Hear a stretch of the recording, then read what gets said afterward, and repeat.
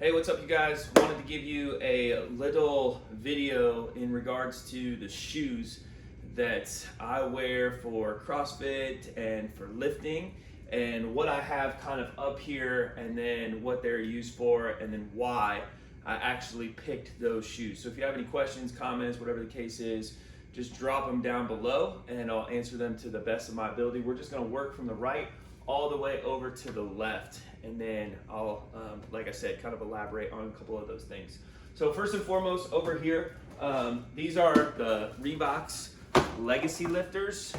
These are my lifting shoes. I've had these for a long time. So as you can tell, they used to be white, and now they're actually still white, but a little beat up from here and there. But these have held together really well. I would highly recommend Reebox's Legacy Lifter, and I think this is the 2. The other Legacy Lifters I just wasn't a fan of. I saw these a long time ago. I think it was on the CrossFit Games. Somebody was using them, and I just love the colorway. And then I did some research on it, and the heel is absolutely fantastic. Love these. Squat in these a lot. So if we're doing squats, this is probably the shoe that I'm going to go to. And you can use them for pretty much any other major lift. Things like push press, stuff like that, strict press, things in that nature. But in regards to a squat shoe, let's just take this right for what it is. If I was squatting, you definitely need a pair of lifters, and the Legacy Lifters are worth it. Lifters come at a pretty high price tag, but it's an investment. These, like I said, have lasted for years. The straps and everything on them are still extremely durable, and they hold up fantastic. So I haven't had any problems with them like coming undone or anything like that. So Reebox Legacy Lifter, like I said, I believe those are the 2s. So that'd be the first shoe that I use majority for lifts like squat, press, stuff like that you're going to be on your feet. I am a CrossFit athlete, so CrossFit shoes are huge in my book. This one actually is empty, and this is empty too as well. I'll tell you why in just a second. These are the Nike MetCons. I got these at a what do you call them, an outlet store in Tennessee, and it was totally on a whim, and I'm so glad that I picked these up. I don't know what year these are. I'm sure you could probably tell me in the comments what they are, but these shoes have also held up fantastic. I love the colorway on them too as well. I deadlift in these all the time, and any sort of Metcons that don't have a run to it, these are going to be on my feet. So they're fantastic for burpees. The only thing that I would say is, if you are a CrossFit athlete, I do not use these for rows. I've noticed that I wear kind of low cut socks a lot, and I've noticed that this back heel is pretty low. So if I row a lot in these, I'll do little sprint workouts with them. But if I row a lot in these, I'll get blisters on my heel. So I wouldn't recommend the Metcons for rows unless you wear a higher sock. I also don't run in these. The frame kind of right in the back is really stiff, so I'm not running in these hardly at all. You can run in these. I just don't feel like they're that comfortable when I'm running in them. Probably going to upgrade these in the next year. We're looking at the newer Metcons. I really just like them. Like I said, these aren't falling apart by any means, and when it comes to rope climbs and stuff like that, they're fantastic. So highly recommend the Metcons by Nike. They do run a little narrow. A lot of people talk about that for sure. And so if you're wanting something that's a little wider, the Nanos are huge, except these. These are the Nano 2s, and these are the best Nanos that Reebox has ever come out with, in my opinion. The toe box up here is a little narrow, whereas the other Nanos are a little wider. So this box right here said Nano X2. I actually bought those, and then I returned them because that shoe was just absolutely so wide in the toe box. I don't know what it is about Reebox and their toe box, but this shoe was a little bit more narrow. I would buy these again, but that wide toe box, to me, it just feels like there's so much room towards it. I loved the colorways of the X3s, but yeah, just didn't work out in regards to just feeling really big. Some people will probably say that's because it's the size, and it really wasn't. The shoes fit me well. I just felt like there was way too much room to breathe in that shoe. These, though, are fantastic. Again, with the MetCons, I would not run in these. It's got a float ride technology to it, and I'm not going to go into details of these shoes because that's not kind of my gig, but they are similar to the MetCons in regards to the stability that happens in the heel. Again, I probably wouldn't run in these. I don't run in these a whole lot. I run in them more than the MetCons, but they still have that stability to it that's going to make everything feel real stiff. And unless you stay up on the front of your foot, they're just not that great. But these are fantastic. I don't even know if you can get these anymore. I would pay top dollars for these all over again. So those are the X2s. I did pick up the X3s. Like I said, underneath of this, these were my first pair of Nanos. These are the 8s, and this is where I started having that toe box kind of problem to it.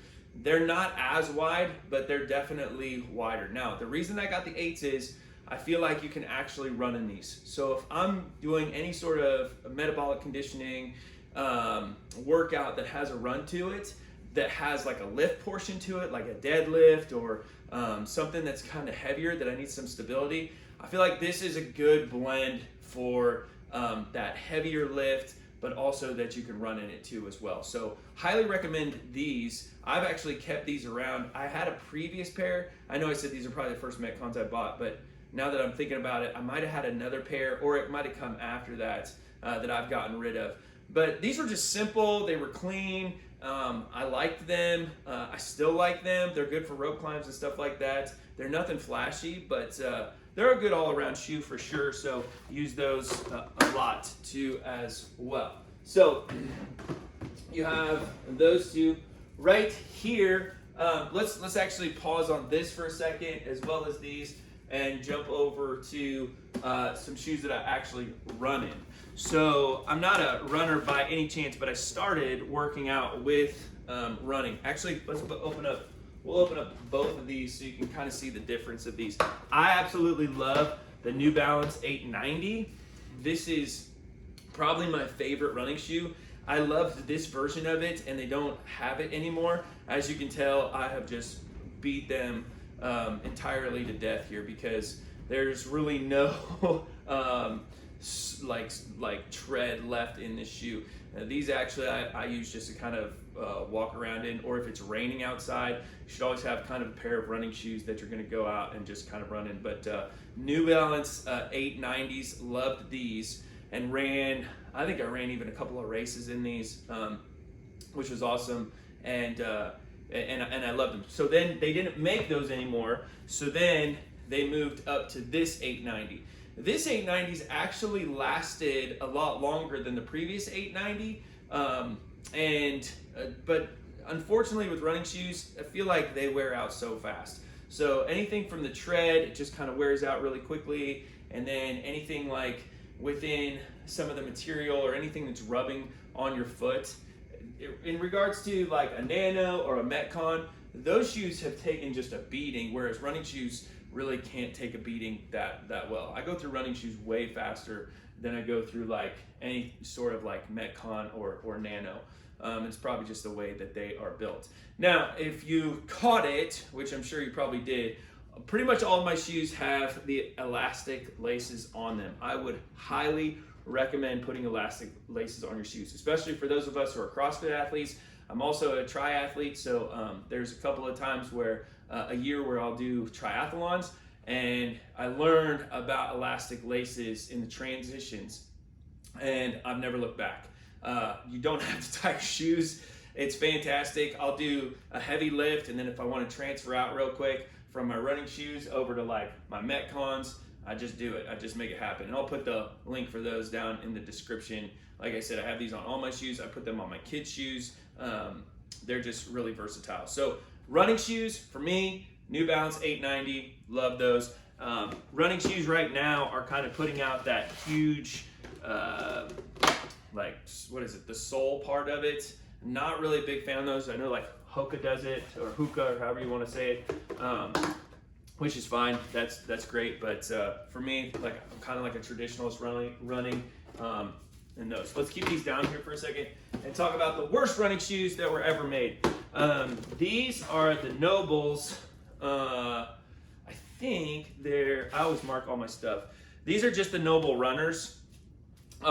These shoes are absolutely terrible. They look cool, and really Nobull markets everything that they do well. I'm not a Nobull fan, never have been a Nobull fan. I got these on a discount and a deal, and I don't know. They don't feel right. They don't feel like a runner. They feel really, really cheap, and as a runner, they're heavy. So compared to the 890s to these runners, I'm not a fan. And Nobull markets a lot of their stuff in regards to being for CrossFitters. But really, when we look at the CrossFit world and the CrossFit community, personally, this is just me, I don't feel like they provide any sort of stability for your foot. I don't feel like there's a real locking in here. I just, not a fan. I very rarely wear these. As a matter of fact, the only time I wear these is if I'm kind of like going out and I just need a quick sneaker to just put on my feet and then to just take off. So I know a lot of you probably wear Nobulls and you probably like them. I don't. I just look at them and compared to like a Nike MetCon and an X2 or an X3, like colorways and stuff like that, I just think there's so much better. There's a lot more going on there, and function over everything, right? You want your shoes to be functional. So those are the Nobulls. Wouldn't recommend them. Really, I don't recommend them to anyone. And then since it's more like just a straight workout shoe video, these are golf shoes. I gave up golfing a while ago, but I kept them around because they were kind of expensive, and they're good turf shoe. They're not like a spiked golf shoe. And then underneath that, we have water shoes and flip-flops. So those are my shoes. That's what I use. What do you guys use? Let me know in the comments. Let me know what you like, what you don't like. Like I said, any questions that you have that you want me to answer or go in depth on any of those, I'd be happy to. I've been using them for years, so I really love sneakers. There's way more up in my room upstairs, but yeah, absolutely. So those are the sneakers. Thank you guys for watching. Have a great day. God bless.